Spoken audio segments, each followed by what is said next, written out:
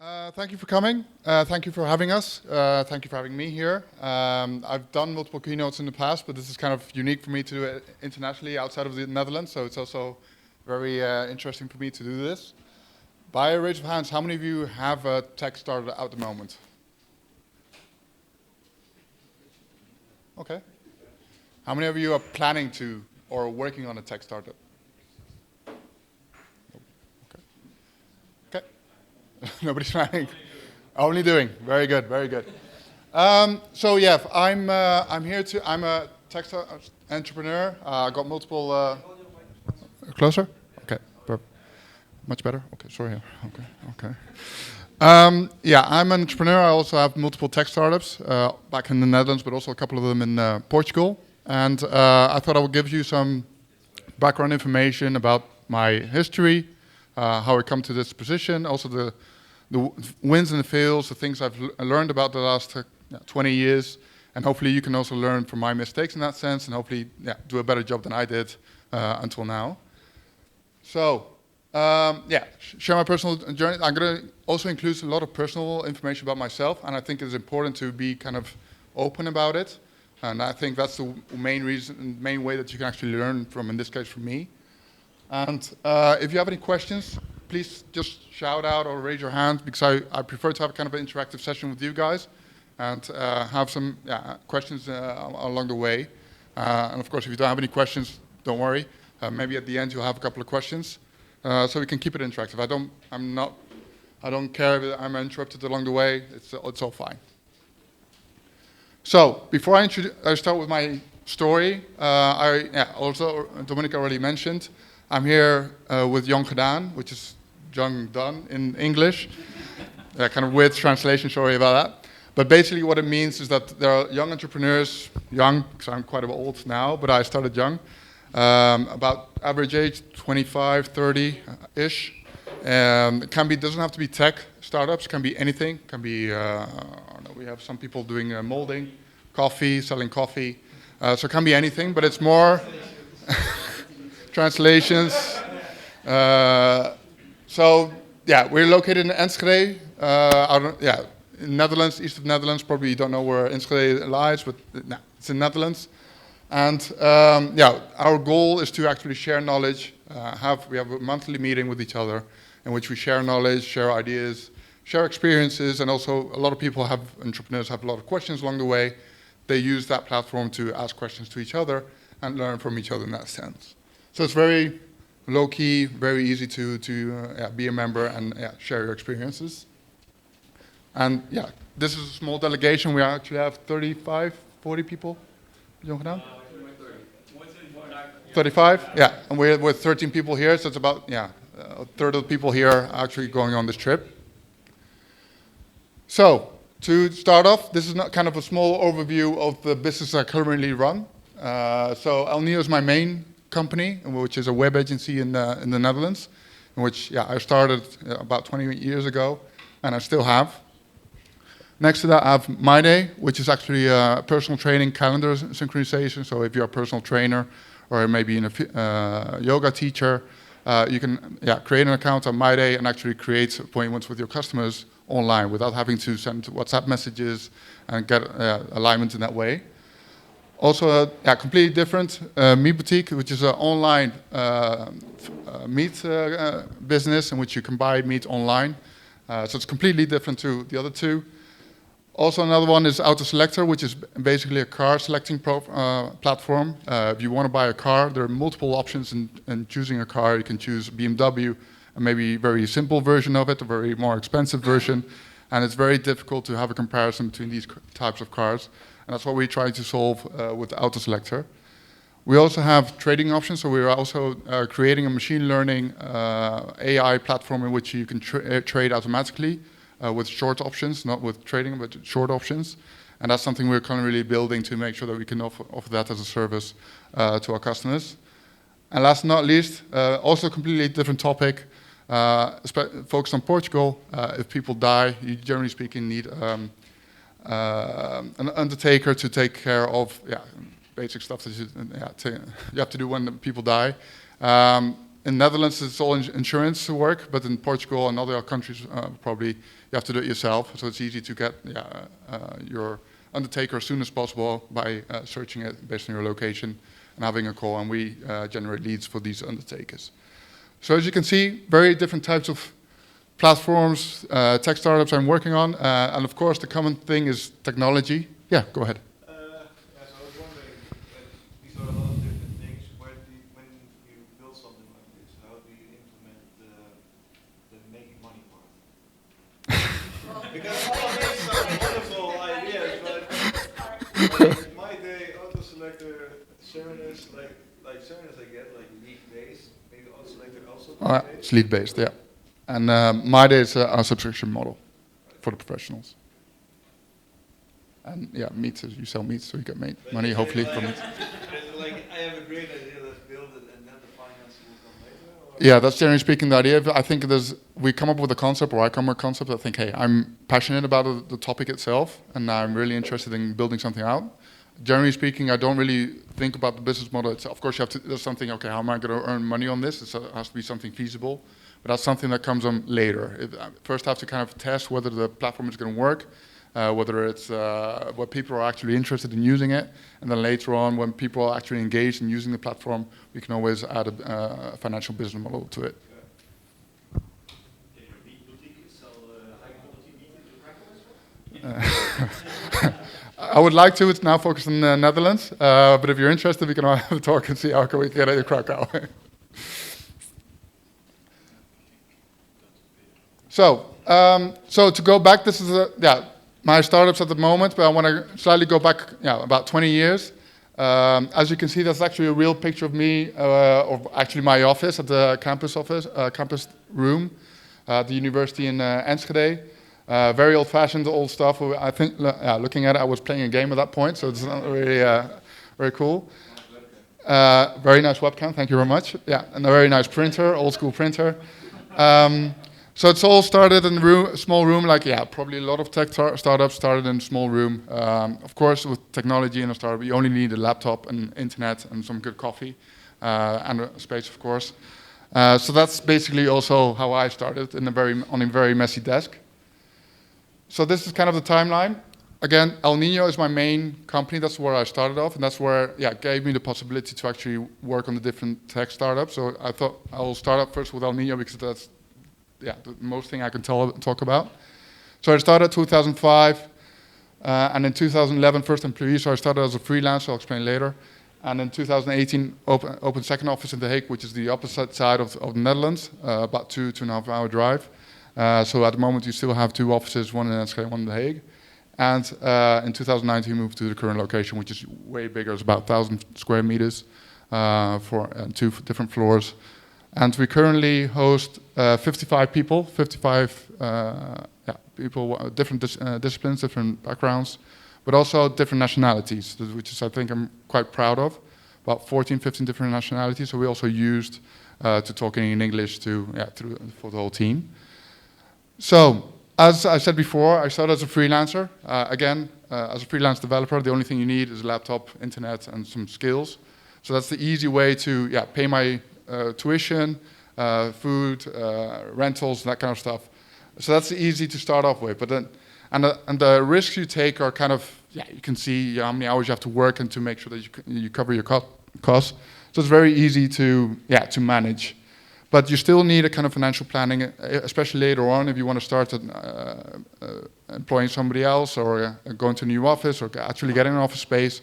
It's good to get your cost overview in Excel, for example, see what your revenue is and make sure, of course, that you earn enough money to make the step you want to do. So it sounds very simple, but a lot of entrepreneurs just go on gut feeling and just do it. Of course, that's also fine, but it's also better to have a kind of a financial structure to make sure that you actually can cover the cost for the coming couple of months. So then you start with the first employee, and then you get to hire more people. Of course, the first employee is very tricky. How do you do the paperwork? How do you pay the salary? How do you structure your company to be able to do all this? Insurance is also something very important. So that's something you have to take care of. And at a certain point, you hire the second person, third person, fourth person, and it goes automatically. You just Doesn't really matter. You know what your costs are, your revenues are, so it's easy to manage that. But what you do have to take into account, especially when I started, I had no skills, no experience in doing job interviews. So I just had no clue what kind of questions to ask, and you just try something out and you think, okay, this is a good person, this is a good match, you hire these kind of people. And at certain points you notice that, well, especially I noticed, that you wanted more from your team. You wanted more skills, more speed. And then you kind of evaluate, okay, is the team I have at that point good enough to achieve the next step? And after a couple of years experience, I concluded, well, no, this team isn't good enough for whatever reason. Maybe good enough for another company or for another owner, but for myself, it wasn't good enough to go to the next step. So I did a drastic took a drastic decision to lay off 7 people from 12 and keep with 5 people that I thought, okay, these can help me to go to the next step. And these were very smart people. They also understood my vision, my mission, and were fully committed to go there. And of course, it's very scary for them because I just saw 7 of their colleagues just getting fired. But that's something that I needed to do to be able to continue to the next step and keep on motivated to do what I'm good at and what I want to do. And if you kind of think, this is kind of a safe place, everything is going fine, it's also fine. If you're okay with that idea of just staying in the same mood and same pace, just keep that up. But if you have kind of intrinsic motivation to do something new, start something bigger, it's always good to look critically to what you have and look at what you want to achieve and make sure that you make the decisions along the way to actually achieve to do what you want to achieve. Okay, describe your decision process. How that works. When you decide, okay, this is good enough. Yeah. We have to get over it. Yeah, it's a very good question. During a kind of a year, I was not very happy with how things were. I was feeling kind of sad or not very motivated. I didn't have the motivation to go to the office and actually work with the team I had. So at the first point, you don't really know where it comes from, the lack of motivation or the happiness. And then at certain points, you kind of talk with other people and kind of explain what you're feeling and what you do. And then a couple of people told me, but maybe it's the team you're working with that this doesn't really help you be happy, be motivated, and try to do the next step. So that's something it took me kind of a couple of months to kind of digest and understand, okay, is it me, or is it the team, or is it a combination, or something else? Do I maybe have to just stop being an entrepreneur because maybe that's the issue at all?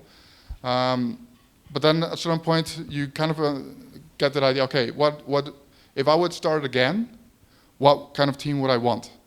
And then you can kind of conclude, okay, in this case, the 5 people that are left over, that's the team I would want to go to the next step. So that kind of makes your decision-making, okay, I want to achieve that. And then you think, okay, how do I achieve that?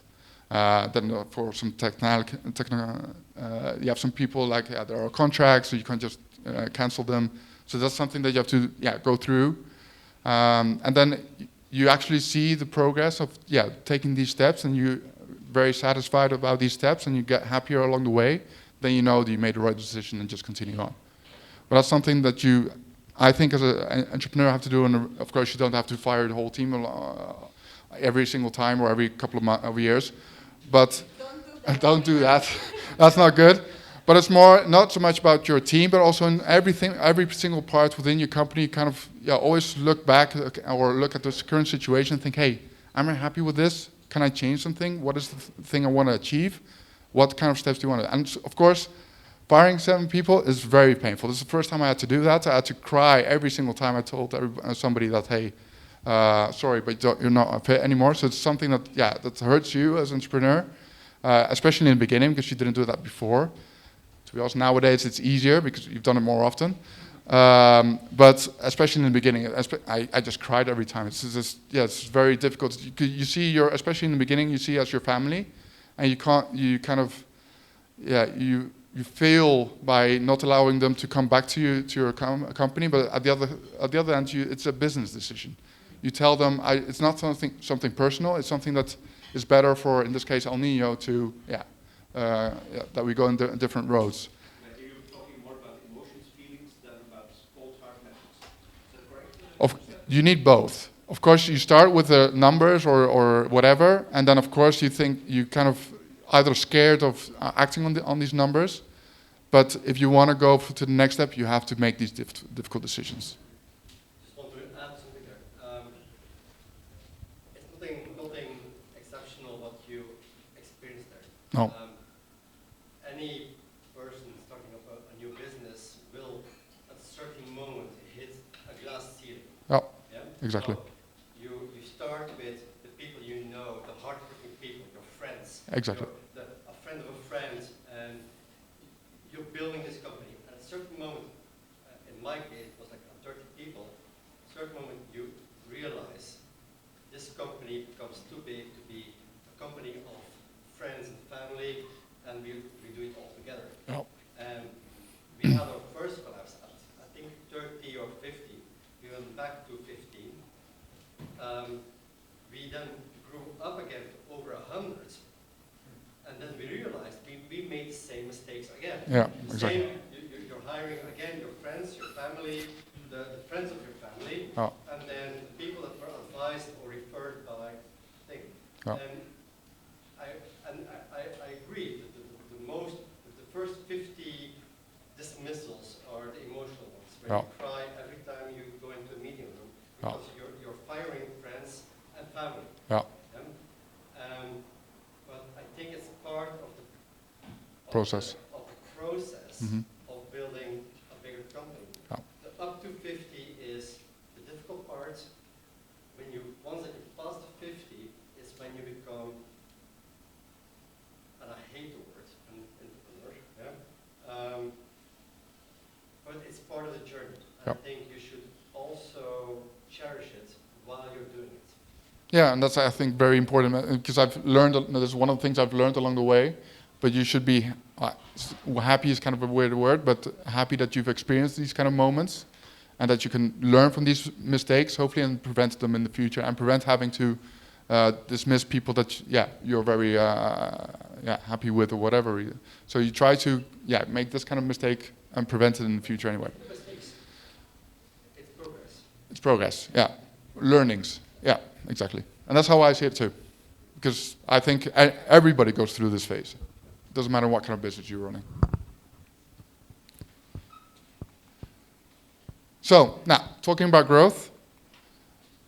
So, it's important, of course, to think, when you start a business or you're running your business, think, why do I want to grow? If it's financial gain, I don't think that's a very good motivation. I think actually it's a very bad motivation to see money or something materialistic as the reason to want to grow. I saw grow as something passive. So if I want to achieve something within my team or with the company, and I needed to grow or hire more people, okay, then we have to grow more people. It's not my motivation to say, okay, I want to hire as many people as possible, be 50, 20, 50, 100 employees. It's not really my motivation. Actually, it's not my motivation. At a certain point you reach, especially with the web agency, if you want to attract bigger customers, because I get challenged by working for bigger customers kind of require you to have a big team. So that's kind of mainly the case, the motivation to say, okay, then I have to hire more people to be more attractive to bigger customers. And not only that, but also be working on bigger systems, more technical, advanced systems. We need more people. Okay, let's grow and get these kind of people on board. But again, it's something that should fit you. You as an entrepreneur will also grow and go through these phases. You start as a freelancer, you only have to manage yourself. At a certain point you have maybe 20, 30, 40 people, and you have to manage these people. Managing yourself and managing other people is completely different. It seems easy, but it's very, very difficult. You learn so many things, you miss a lot of mistakes along the way. A good mistake learning I made along the way is my communication style. In the beginning, I just could say to people, okay, do that, do that, do that. No, don't say it's not possible, just do it. But at a certain point, you can't really keep on using this kind of communication style, because people won't accept it anymore. And the people that don't accept it anymore can either tell you that they don't accept it for whatever reason, or leave your company. And usually the people that feel, okay, this is not the way I'm motivated to tell me what to do, those are usually the best people that you want to have on your team. So you're forced, and you should work on yourself and critically look at yourself and grow yourself as an entrepreneur, and in this case, learn how to communicate to your team. And growth is a costly thing. It takes a lot of time, it takes a lot of money. You're gonna guarantee you're gonna make a lot of mistakes, make some choices, make some decisions that cost a lot of money, a lot of time. Some will pan out, some will not. That's how it works. Nobody's going to tell you, nobody can tell you, these are the decisions you have to make to run a successful business. It's impossible.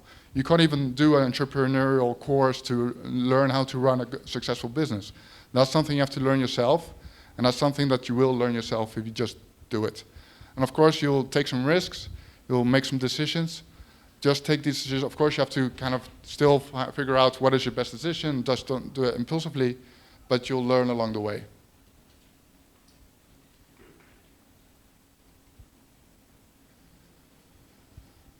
And yeah, as an entrepreneur, as mentioned before, you grow as yourself. And what I did, I went to different coaches, and coaches kind of seems like a kind of something that you shouldn't do as an entrepreneur. It kind of comes over as weak or not very, I don't know, clear in what you want to achieve. Having a coach is actually the best thing you can do. You can have a coach at the beginning of your startup. You can also have a different coach along the way, a coach when you're bigger. And you don't have to have a coach every single time. You can have a coach in different phases of your company. So I had a coach when I had communication issues. I just went to a coach that was specialized in that, made sure I improved that. I also had a coach on leadership style, making sure I learned how to do leadership and applied within El Niño. So along the way, you'll need a lot of coaches. And a coach is a good person to tell you and ask you, why do you want to do certain changes? Why do you want to do certain things within the company? And it triggers you to think about, yeah, why do I want to actually do this? And it gives you a good discussion with your coach to come up with the best solution along the way. And for example, Jon Gedaan is not really a coach, but actually there are potentially 20, 25 coaches available to you that you can actually discuss. It doesn't have to be an official coach. It can also be your neighbor, your friend, somebody in your family. It doesn't have to be somebody that actually has the title of coach. Nowadays, I feel that the people that has the title coach aren't very good coaches. So please don't just go to a coach because it says in the title it's a coach. Usually those are the best because either they've been a manager or never run a startup themselves, never been an entrepreneur. These are fakes. Please don't go to these kind of coaches. So you grow and you come up with some challenges. With El Niño, it grew. Everything went kind of automatically. And at a certain point you get bored because things go on automatic pilot. So you have a kind of clear list of what you have to do and you just check them off and it's fine. So you kind of feel the urge to start something new or start something from scratch. And that's what I had a couple of years ago. And that's what I started, okay, I leave El Niño on one side, of course, still go to the office and make sure that I do my things, but start, in this case, Me Boutique as a second company and try to focus on that. That kind of didn't work. That was my first fail in terms of startups, because I thought, okay, I got a lot of money from El Niño. I got a huge team that actually can work on Me Boutique. I kind of have the network to run the good startup. I think I have a good head start, so let's just go for it. At the end, I invested about 800,000 euros in Me Boutique and different kinds, different versions of the shop. Ordered a lot of meat, and that went bad. Invested a lot of marketing, that kind of stuff, creating films. Spent shitload of money, and at the end, we had to shut down the business. And I nearly had to, because of the focus on Me Boutique, and it's okay, it's costing me a lot of money. I have to spend some time on Me Boutique to make sure it's a success. Because if it's not a success, I'll be losing this 800,000 euros. But because of that, El Niño didn't go that nice because all my focus went to Me Boutique and no time went to El Niño. And then because of that, El Niño gradually went bad in terms of financials. So I was so focused on the wrong things that I didn't appreciate what I had, and I didn't give enough focus to the things that were important to me. So that was the decision to me, just stop Me Boutique. It's just costing me a lot of money, costing me a lot of focus, and at that point, El Niño needed me more. So just stop, focus on El Niño, make sure we're up and running again. It was still even at a certain point that I even couldn't pay bills for El Niño. The cash flow was terrible. And I'll come back later on at the end of this, but I was super transparent about the situation of El Niño to the rest of the team. I said, okay, we're in a very bad situation at the moment. I can't pay any bills. I'm lagging behind in taxes. We have to solve this together. And within 3-4 months, we turned around the company, and it was very profitable, and even more profitable than it was before. And that's because A, being transparent, B, as an entrepreneur, being open to your team and also sharing your mistakes and saying, okay, I've made a lot of mistakes the last couple of years, invested too much in Meat Boutiques, invested too much time in Meat Boutique. Sorry about this. Could you please help me out and go through this very important and difficult phase together? And that also comes back to the team point. If you don't have a good team, you will never succeed in these kind of moments. You'll always have a moment in which your company is running bad, hopefully not much, but you'll always be in that kind of phase. You always have to make sure that you can trust your team, and you can only trust your team if you're transparent towards your team, because then in that sense you'll get it back, the trust, and actually work collectively to solve these kind of issues. So it's very important, and not to see your team as your employees. Of course, they are, technically speaking, your employees, but there are your team that can support you. You need your team, and the team needs you. Yeah. What steps did you guys take when it was going so bad, turning it around? How did you and the team together, how did you manage it? Yeah. Oh, good question. Seems easy, simple, but yeah, you have to do it. Check your costs, cut down on your costs, check your employees, your teams, check who's very billable and which are less billable. Yeah, have a discussions with them, either improve their billables or fire them. Also, we had about 300,000 euros in outstanding invoices from our customers, calling them, actually saying, hey, this is important, you actually pay your invoices now because of this difficult situation. And those are the three main things that we did to. So reduce costs, yeah, it sounds very easy. Reduce costs and improve your income. And at a certain point, we even increased our hourly rate to be able to cover the cost that we had. And also inflation, higher energy prices. It was all this in phase. So we didn't increase our hourly rate, even though our costs were increasing tremendously. So at a certain point, yeah, we told our customers we have to increase our hourly rate, otherwise we can't even pay our costs. But that's something within 3-4 months with the whole team. We worked on it and improved the situation. And now we are in a way better situation than we were ever before.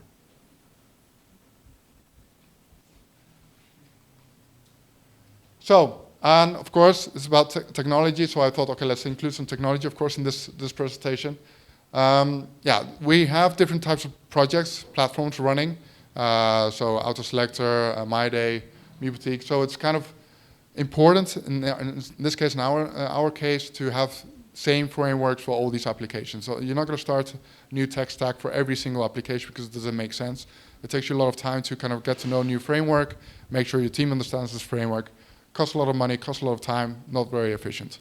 So we always use the same tech stack for every single application we develop, either for our customers, but also for these tech startups. So we use Laravel and Vue.js and, of course, Magento for web shops, always. And we also use standard components. So we always have a login functionality that we actually reuse for all different projects, either for customers, but also for our startups. But also sending emails, reset password emails, all these kind of basic functionality we have already lying around, so we can just implement it easily in these startups. And we also have our own hosting environment, so we can easily scale up if there's a lot of traffic going to our applications. We use Kubernetes to scale up. So we have about 12 servers running at the moment, so we can easily scale up if there's tremendous volume on our applications. And of course, sorry, yeah? Do you run Magento or Kubernetes as well? No, we have external servers there. No. And of course, Looker Studio sounds very simple, but you have to have a dashboard. Especially for an entrepreneur, you have to have a kind of set your targets, what do you want to achieve in this month, next month, next year, and you have to have a dashboard actually reflecting these numbers. Because otherwise you have no clue whether you're on progress or on track in actually achieving these goals. So what we do for every single startup, we create a dashboard. It doesn't have to be very complicated. As long as you see your KPIs, your key metrics on your dashboard, and hopefully also in real time, they can see whether you're on progress on getting these achievements or you're lagging behind. So you actually maybe change your goals, but also maybe also change the way of operating to make sure that you achieve these goals. And we have a couple of ways of communication. Of course, we have 2 different offices, but also some people working remotely, so communication is essential. So we use GitLab to store our code, to create issues, to manage our pipelines. and also track progress, deployments, set priorities. And we also use Slack, quick communication method. We have a channel per project, so in that sense we can also communicate within the project to make sure everybody is up to speed about what's happening within the project. And sometimes we even have externals communicating with us, so we use Slack to also integrate with external parties to communicate with us in that sense. So we try to reduce communication through email, whatever reason, or meets or Teams or whatever. Try to have everything on Slack so everybody can easily go back to this communication later on. So, for the people that doesn't know what a web agency kind of structure looks like, I created a mind map of what, okay, a web agency, there's different things that you have to take into account as an entrepreneur or as a team itself.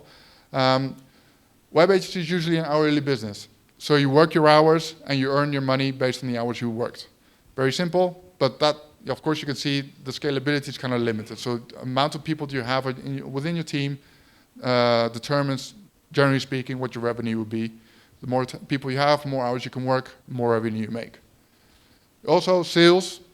Yeah, nowadays you have to constantly come with new customers to actually make sure that we can actually make the growth. Of course, we got a lot of recurring revenue from our existing customers, so it's not really a very important thing to do. But if you want to achieve a higher growth in terms of revenue, then you'll always have to be active and attracting new customers, new projects to the team. Priorities. Priorities, yeah, generally speaking, are defined by our customers, so it's not something that we have control in. Of course, we have, to a certain extent, we can control the priorities, but at the end, customers pay our bills, so they define what is important, what is less important. Sounds simple, but can also be very stressful to our team, because that means they can go in different directions based on what the customer wants. That isn't also very efficient. Now, related to that, we have customers. As a web agency, they dictate what we do, what we have to do, and they, of course, pay our invoices. There are a lot of uncertainties. Do you know, hey, are customers happy? Are they going to grow? Do they still have work for us? Are they going to cut budgets later on? Do they even have budget? Are they satisfied with us? Are they going to go to a different agency? So there's a lot of uncertainties in that sense that you get along the way. And also related to that, you get a lot of stakeholders. Of course, your customer is a stakeholder. Maybe internally you have a stakeholder. Maybe even a third party is a stakeholder. Maybe even the government is a stakeholder. So you have different stakeholders you also have to manage within the thing. So if you have a general picture of web agency, it's very complex, very difficult. You have to manage all these different kind of factors within your company. Of course, you can get used to it and get better along the way, but it is still very difficult. A tech startup, on the other hand, seems easier to manage at least. So, but there are some things that can be very stressful in that sense. So in tech startup, generally speaking, you have an investment. It can be your own investment, so bootstrap. It can be an external investor, maybe a friend of yours, a family of yours, or maybe funding from a subsidy from the government. Doesn't really matter. Usually there are strings attached to the investment. So you have to have, if you're a shareholder, you always have to send reports to your shareholder and explain your progress and showing, hopefully, that you're doing a good job. As a tech startup, you need more disciplines. So a web agency, you can have developers only, and maybe one or two salespersons, and that's it. But as a tech startup, you have to think of many different aspects to promote so you can build your tech startup, you have to promote your tech startup, you have to support the users using your tech startup. So you have different types of people that you need to hire along the way. That seems easy, but it makes your structure of your company quite complex, because you have to make sure that your developers communicate with the sales team communicates with your marketing communicates with your support team communicates with your design team maybe even communicates with external parties. So it makes your structure of your company a little bit more complex than it would be if you have a web agency focused on technology. You also have priorities, but that's kind of easier because you're the owner of the product. You can decide what the priorities are. You can decide what your targets are, your goal. So you can set your priorities yourself, which is easier than getting these priorities set by your customers or by any other stakeholder. So that makes it, in that sense, easier.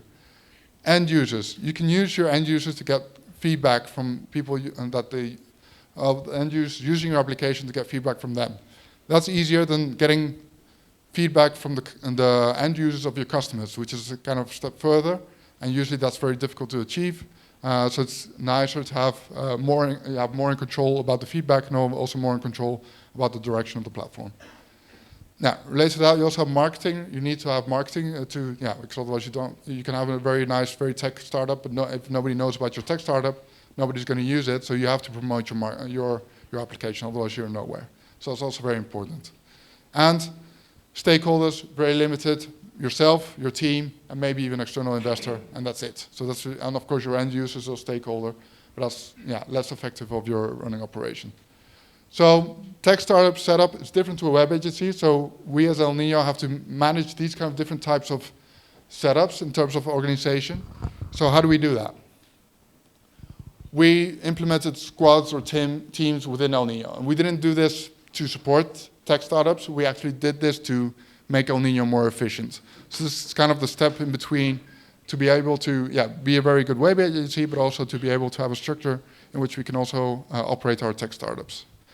So how does this look like? I didn't come up with this model myself, to be honest. This is a model used by Spotify, the music player, and it's also called the Spotify model. So if you want to look it up, just look for Spotify model and you'll see this. What does it consist of? Well, we have multiple squads, and these are people. So you have teams, squads, and a group of people, and at the top you have a product owner or a tech lead or both that manages each team. Generally speaking, you have to have a team that you can, they say that you can share a pizza with. So generally speaking, 6, 7 people within the team is the max. You shouldn't try to get a higher team because it gets less efficient and it's more difficult to manage. And within each squad, you also have chapters. And chapters are people with a similar or the same responsibility within the team. So if you are a front-end developer in team A, and you're also a front-end developer, or somebody else is a front-end developer in team 2 or squad 2, these all belong to a chapter. And why is that important? That's important because then you can share knowledge between people from different teams. So if all front-end developers know from each other, hey, we're all front-end developers, we can share knowledge about our skills or Celt or whatever. They know, okay, I'll talk to Jan, Piet, whatever, within the other teams. And you also have a guild. A guild is basically something that people have with similar interests. It doesn't have to be based on your skills. It can be something separate about your skills. So, for example, cybersecurity or DevOps or Kubernetes clusters, something that people are more interested also, and it's not their main job. In that sense, you can create a guild and create a meeting together and discuss some interesting points without that. So it's a very structured way in having these teams. And what we do within El Niño is that we actually have a team that only does our tech startups. So they know how to manage these kind of tech startups, and we can structure the team and their processes to make sure that it supports the tech startup model that I mentioned before. So just to have a clear idea about the structure of El Niño, so in this case it would be me, engineering manager, operations lead, and then we have the squads here. Each squad has a tech lead, a product owner, and also a bunch of developers. Next to that, we also have a test team, so actually doing some testing of the work we're doing. It's a separate team, but they're also kind of the same as a team, as a squad, and they do the testing for the development we do. Similar goes to DevOps. We have our own cluster, so we need a team to manage this cluster, so we also have a DevOps team. We also do data analysis, machine learning, AI. We do that in a separate team, and that is also they interact with the rest of the squads to make sure they get the data that they need. And we also, of course, have a design team that does the design work. But we also have people within each team assigned to a squad. So they're assigned to a specific team, but they're also assigned to a specific development squad. And we do that to make sure that everybody within the squad is aware, okay, who's the data responsible within our team? And it doesn't be kind of a vague group of people. No, there's a specific person they can go to if they have any questions.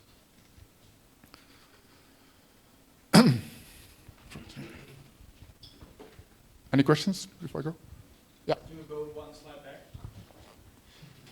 I think I can do that. Thanks. Oh. So how do the engineering manager and operation lead come to the start? They do the work or do they manage people as well? Yeah, sorry.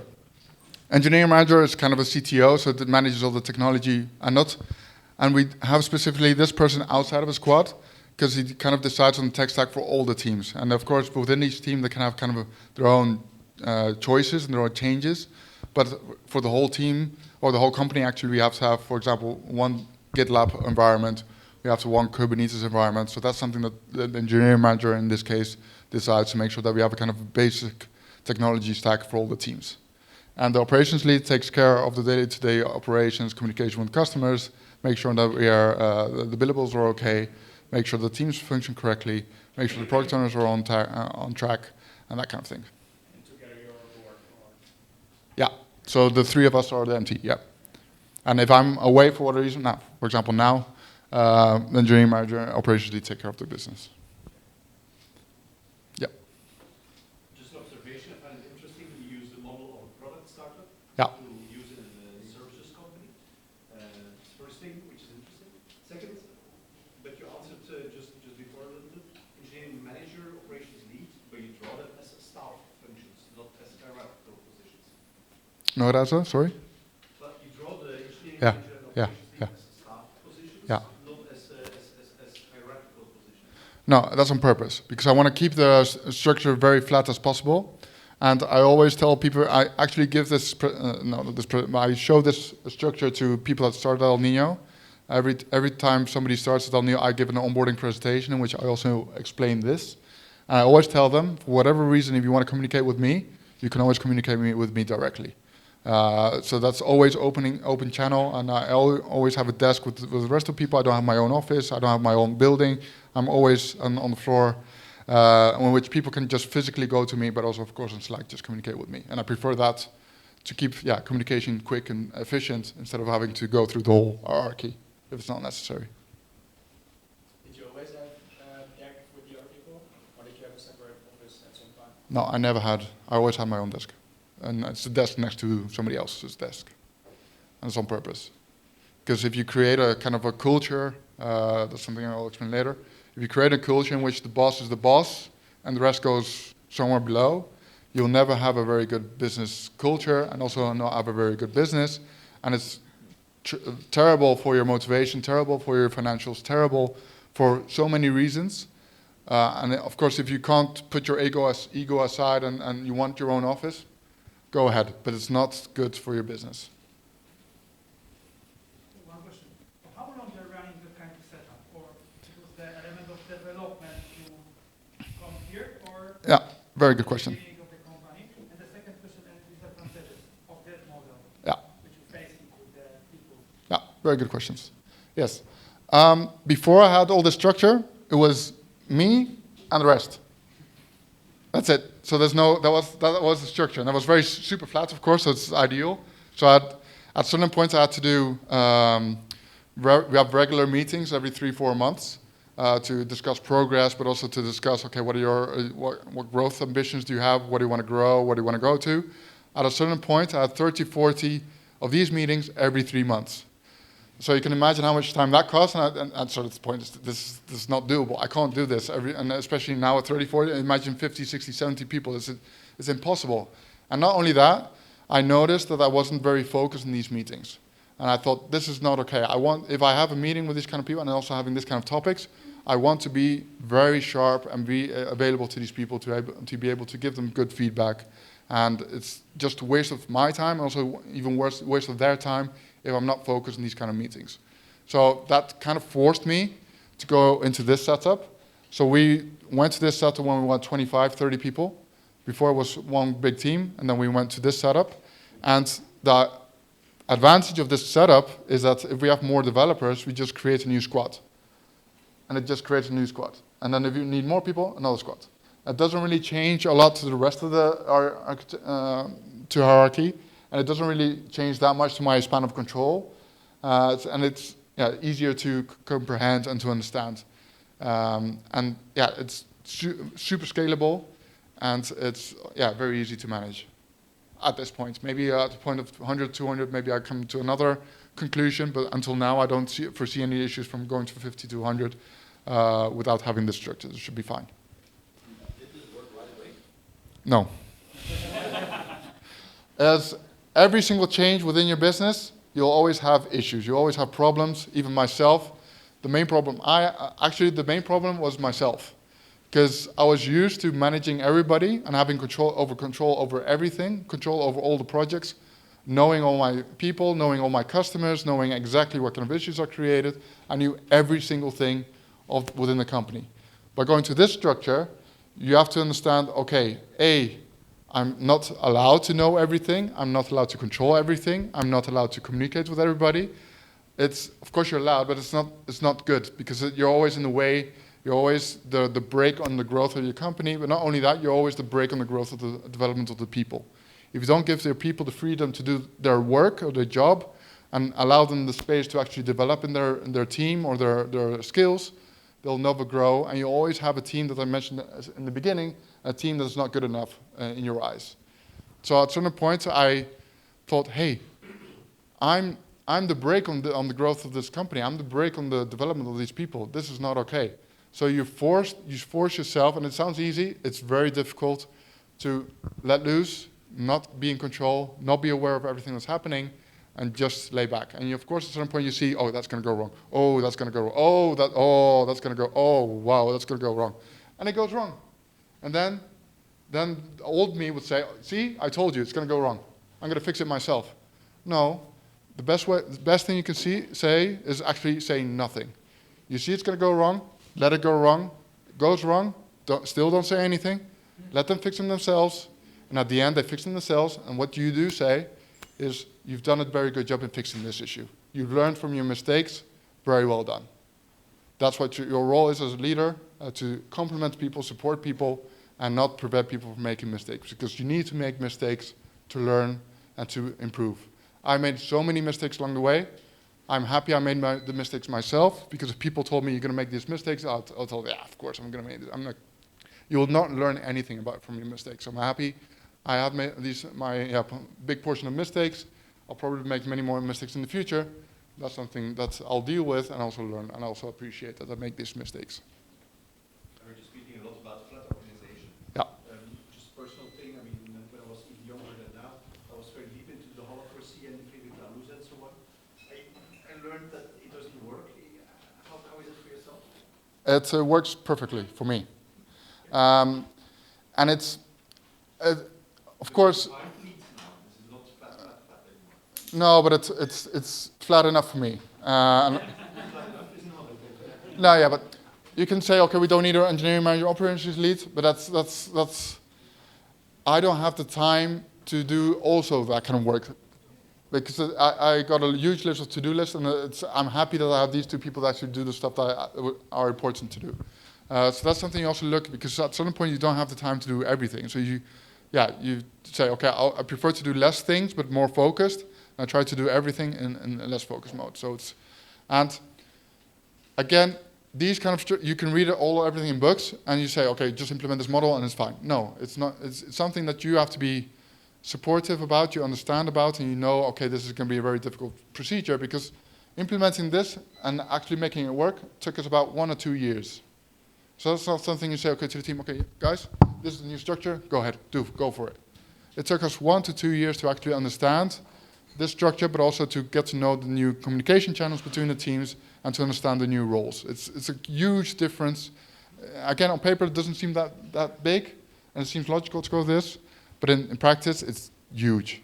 Especially if people are used to a specific way of communication and working for a couple of years, it's very difficult to change this mentality along the way.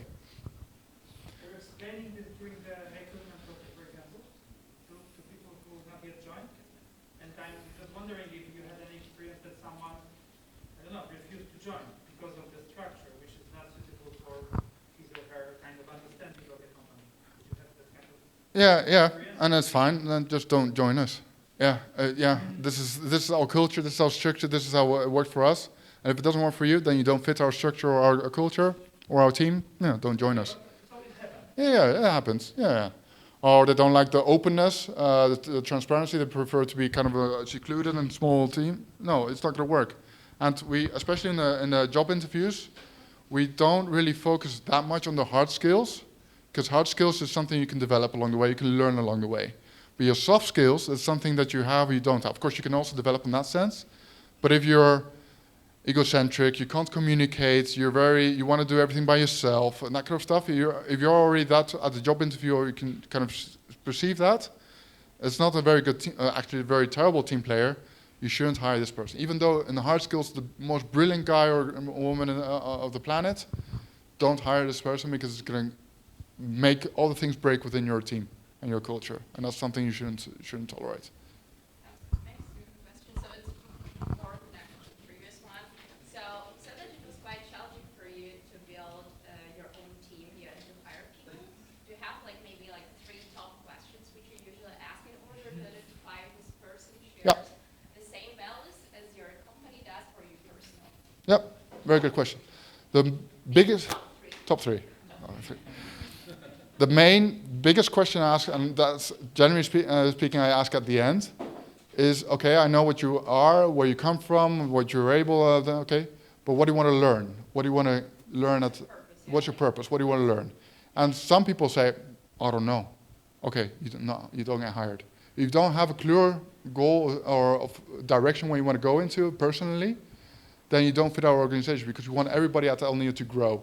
And if you don't know what to go, then it doesn't make sense to have you on the team. And of course, we can force you to say, okay, maybe you go that direction, but you think, I don't know, I don't care. As long as my bills get paid, I get a salary, I'm fine. No, that's not the person that fits our team. Secondly, of course, it's kind of a gut feeling, kind of communication. So it's not a specific question you can ask, but you can always ask, okay, what would you do in certain situations? How would you communicate this to your team members, or depending, of course, what kind of role you are. So it's setting a specific scenario and asking how he or she would respond in that sense.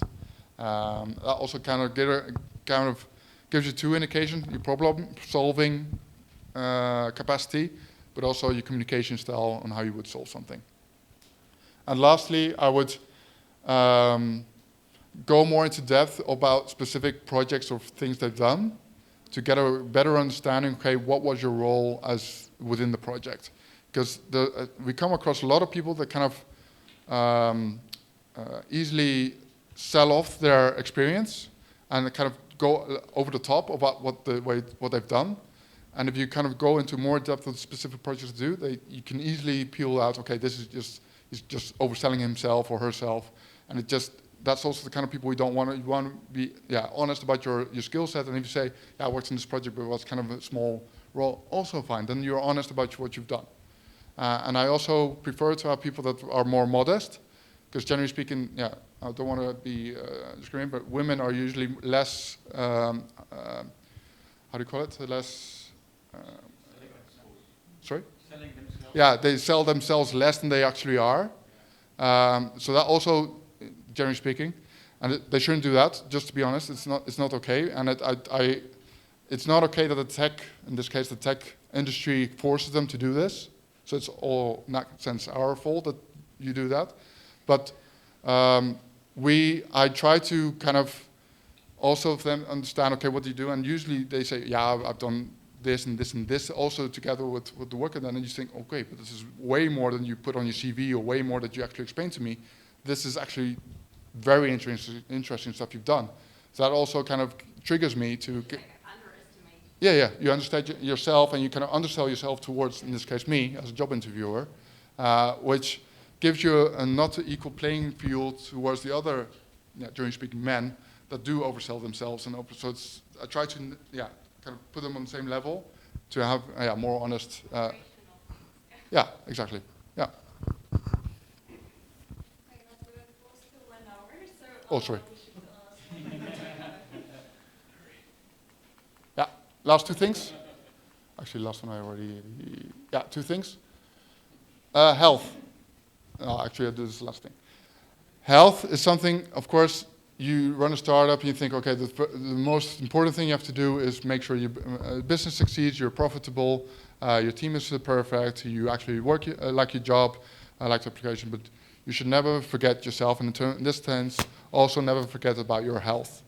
Health is super important. You can be super rich or be a very successful entrepreneur, but if your health is crap, you can even go a couple of flights of stairs up, it's not worth it.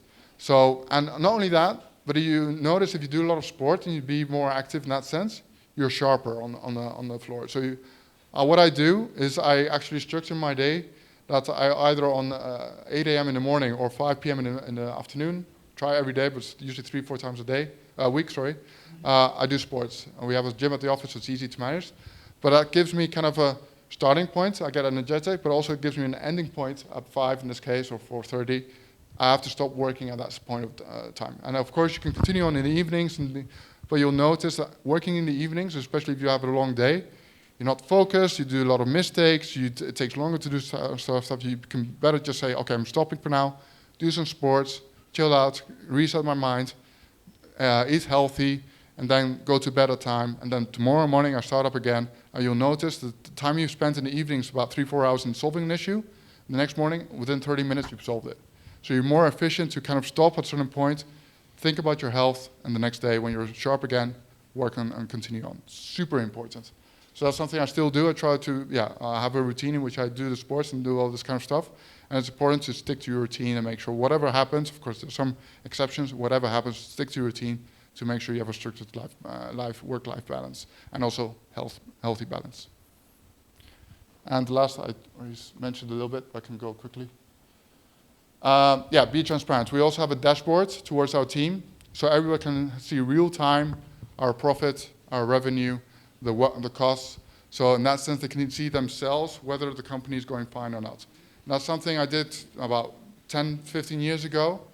And people, especially in Netherlands, I don't know how in Poland, but in Netherlands, it's kind of all very private. You're not allowed to share your income. You're not allowed to share how good your business is going, how much profit you're making, especially if you're the boss, how much you're making as a boss. I have super transparent. Everybody knows how much I earn. Everybody knows in terms of graphics how the company is doing in terms of profit. And they can see, okay, we're making a loss, we're making a profit. And it's fine. And then you don't have this kind of internal discussion. Yeah, Michael will be probably a millionaire. Why is he complaining a lot about the billables? He's probably making a lot of profit. So why should we take him serious? And of course, it's not only for that reason. I think if you're building a team, building a company together, I feel everybody should have the information that I have to be able to manage the company. Of course, there's some certain long-term decisions I have to kind of figure out myself, maybe with the management team. But generally speaking, all the operations of a day-to-day operations should be visible to your team, so they can also support you and help you and get a better understanding why you make certain decisions along the way, especially if it's based on financials. And that's it. Thank you very much.